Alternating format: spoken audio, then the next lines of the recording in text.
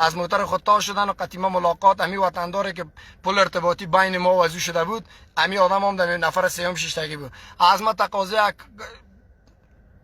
کاری را کردن که عملات تروریستی بود که از بین بردن 6 نفر بود. 6 نفر لستش پیش ما است. صدای صوتیشان هم که از طریق واتساپ با ما تماس گرفتن دیگه، کلی صدایشان پیش ما است. ما کلی چیزتون رو نگاه کردیم. شما خائن هستید، شما بدر خون ملت خورده.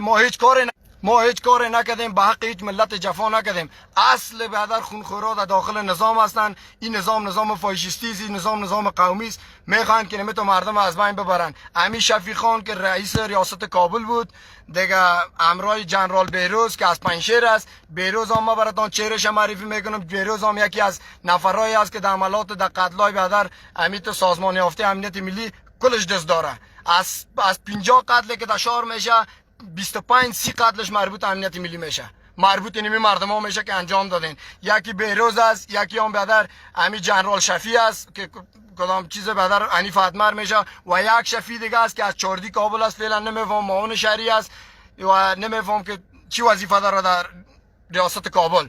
دیگه این مردم ها کلش در یک تیم هستن. 2 تا جنرال دیگه هم است که یکی میشناسه بیروز. من نامو از او را نمیگیرم، نامو از او را خود جنرال بیروز باید براتون بگیره، خود بدر شفی بگیره، جوابده هم می باشه. یا به ما یک لیست 6 نفری را دادن، تقدیم کردن که بدر در لیست سر لیست قماندان صاحب گلایدر خان که باید یادم از بین بره، در بدلش 25 لک افغانی به ما داده میشد. در رد از او بدر عبدالحمید خراسانی، در رد از او مولوی صاحب متوکل، در رد از او بدر یک مولوی دیگه در 315، در رد از او یک تا دیگه معاون دارالعلوم در یعنی 315 بود، در 315 دارالعلوم از معاون ازی گفت که تو باید این مردم ها رو از بین ببری، در بدل هر کدامش 25 لک افغانی به ما میداد. ما از اینجا پیش از یام آمدم پنجشیر.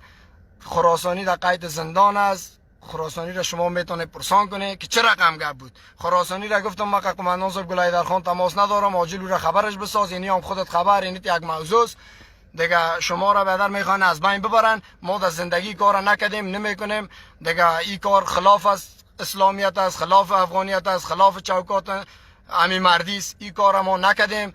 امی که ما قتلای سازمان یافته از یارم انجام ندادم. این دولت، این حکومت فاشیستی بدر برخلاف ما شد. بعد از این دسیسه ها را در پشت ما شروع کرد و میخواد که مرا از سنه ورداره. باز گپ مهمتر از این که ما این گپ بدر با قماندان صاحب یکی رساندمش. یک تازه قماندان های جهادی در پنجشیر گفتم اینی یک موضوع گپ است، گفتم من گپ با ولی صاحب میرسانم، با ولی صاحب پنجشیر. گفتم فعلا ولی ما کلان ما برسان. دیگه با یکی از رئیسای امنیت رساند میگپا، نامش نمیگیرم.